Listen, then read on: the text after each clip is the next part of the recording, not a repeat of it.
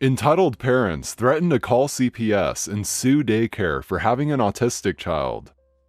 So before some of my health issues, I worked in a few daycare centers as an early childcare assistant. Working in childcare means you see your fair share of entitled parents, but this couple took the cake. It was the start of September and our daycare had a few openings for new students.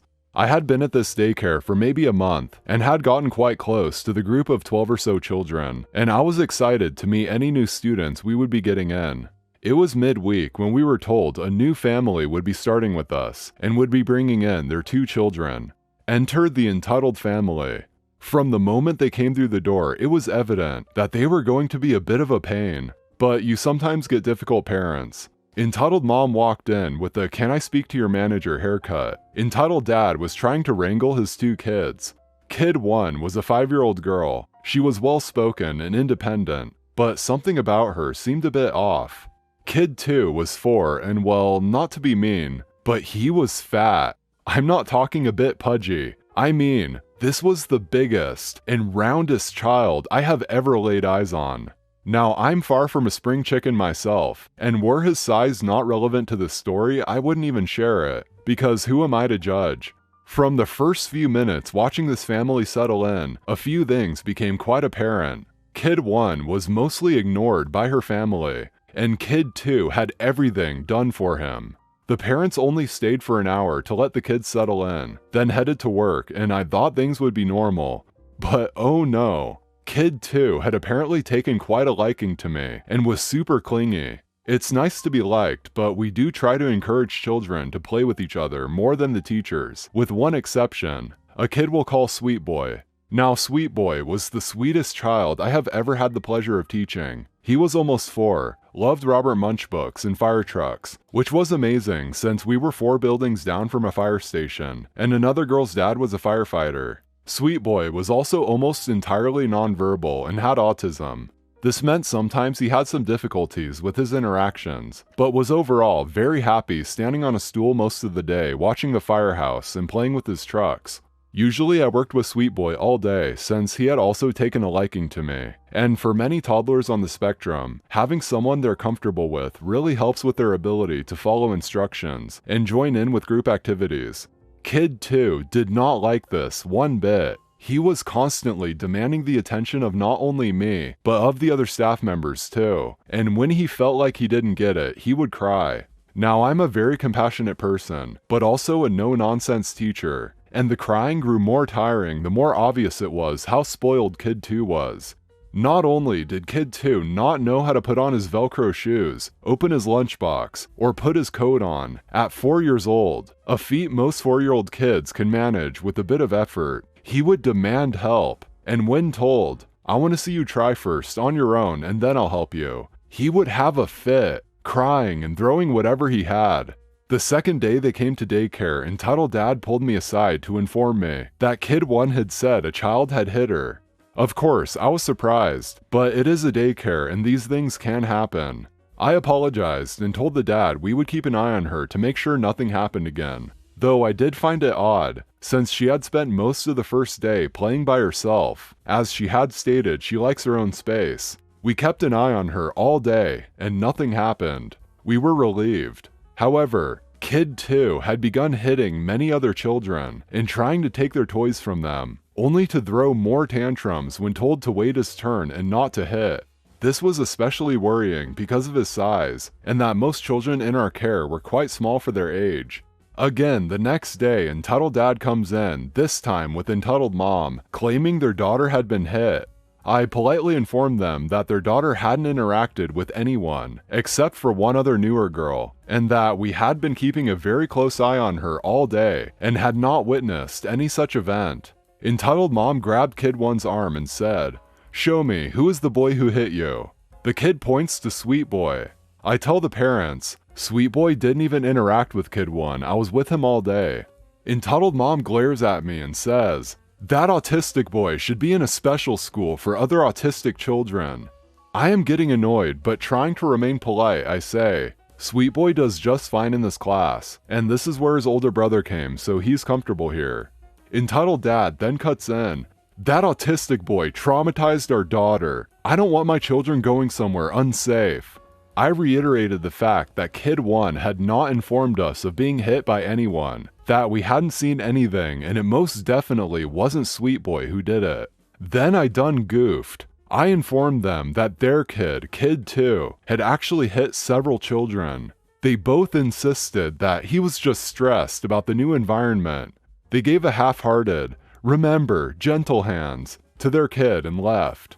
Over the next week and a half, there was a new issue every day. Anything from Kid 1 not getting to play with the doll she wanted, to Kid 2 not being lifted up to use the slide. He couldn't climb the ladder and was far too heavy to lift without possible injury. No matter what though, every day came with the accusation that Sweet Boy had in some way been violent towards one or both of their children.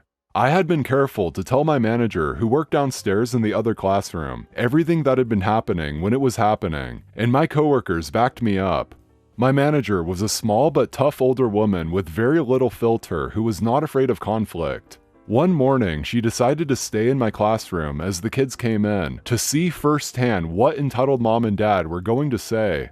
Entitled Dad says that Kid 1, who has begun a habit of taking toys from kids when she wants them, and lying constantly. Entitled Dad says that Kid 1 had told him that Sweet Boy hit her, and threw a truck at her and pulled her hair. I once again say I had been with Sweet Boy all day, and none of that happened. However, once again, Kid 2 had been quite violent with other children. All week I'd been telling them about his discretions. Entitled Dad then says Kid 2 is only like that because he saw Sweet Boy hurting Kid 1 and is picking up bad behavior because he's never like this. Entitled Mom instantly started on her rant about how she was going to call CPS to have this child removed from the daycare and put in a quote autistic school. My manager was quick to step in and tell her that she had no right to do that and that he isn't her child. Entitled Mom and Dad kept going off about how the autistic boy was a danger to other children, and the autistic boy needs special care.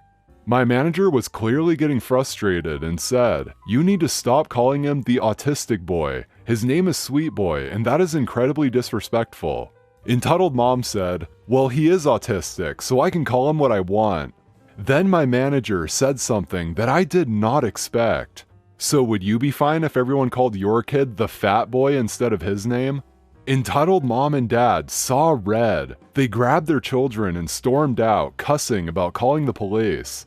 A few days later, my manager came to me and told me they had left the daycare, but wanted all their money back for the month, and wanted to sue for additional trauma their children had experienced due to their time at the daycare. My manager had to go meet with them and the officials at the childcare licensing board to prove she didn't owe them anything. Luckily, I had documented everything in a dated communication book the staff shared, and myself and the other staff signed written statements basically saying their children were lying, violent, spoiled brats. My manager also brought the contract with her they had signed and paid for, stating they would be with us for a 3-month trial period, and including a clause that stated the center required a 1-month notice to leave. Entitled Mom and Dad ended up having to pay for the 2 months left in their contract, plus an additional month for canceling with no notice. I only stayed at the daycare another month, as I caught a very serious illness from a child and was off work for another 3 months recovering.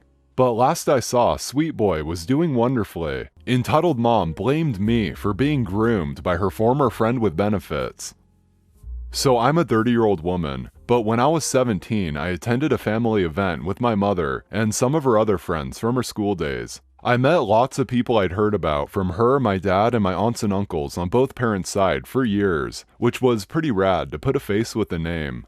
So one of the people I met was a guy that my mom just adored, named Ben, who was 39 at the time. But he was someone I heard very, very mixed things about, even though I could definitely tell from how my mom spoke of him that she for sure had a huge crush or maybe some unrequited love.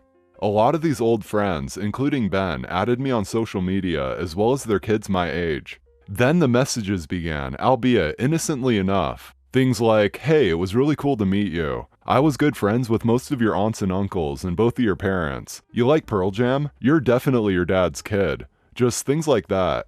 We'd chat here and there, and he would check in and ask how I was doing. I have very bad chronic health problems that my mom would post about online. Then I would be getting compliments, not weird ones at first, but like, wow, you're very pretty, truly the best part of both parents. And the compliments did not set alarms off, and I appreciated it. Well, after a few short weeks, it all turned. He began flirting, a lot, asking me if I'd like to come over and watch some Lars von Trier movies when he was off at night, etc. I sorta brushed it off, but then he began sending me and requesting not safe for work photos. I tried to handle it myself and change the subject, not open messages, never send any pics. But eventually, I went to my mom for help and told her how uncomfortable I was. She lost it on me. She said I was a slut, that I was trying to seduce him to make her jealous, said I was disgusting and didn't deserve him.